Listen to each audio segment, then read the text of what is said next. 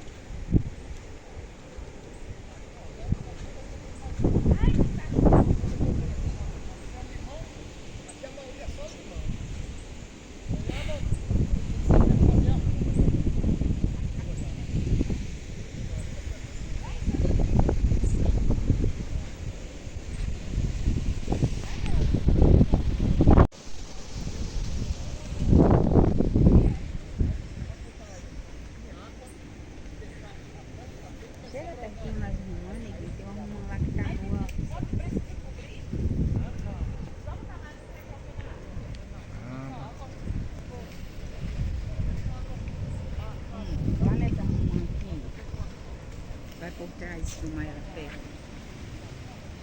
Essa aqui, eu acho que ela tá boa.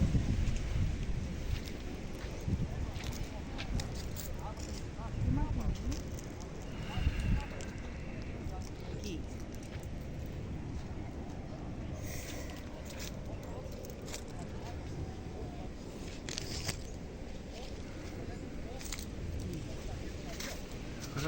E queria saber o que é isso aí, é urucum, é o quê? É urucum.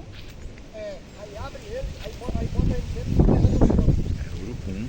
Aí bota um pouco de terra, você tira a água do fundo e enche, aí enche ele de terra. É, aí vai enterrar um pouco do fundo, aí ele dentro do fundo. Entendeu? Aí ele brota esse pouquinho aqui. Isso é o que mesmo que você disse? Urucum. Urucum. Coloral? É, tipo coloral. Coloral, é. Urucum, é. Ele faz o... Ai, sim.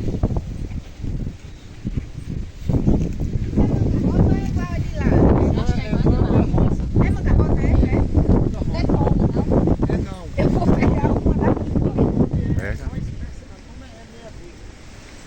A comida é gostosa não, tá? Eu vou tirar também umas duas mudas de limão pra você. Eu vou ensinar pra você fazer lá também, viu? É melhor quando ele estiver ensinando eu filmar. É, é.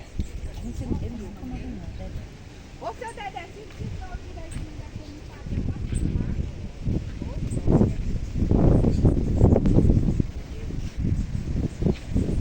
minha mão tá pegando.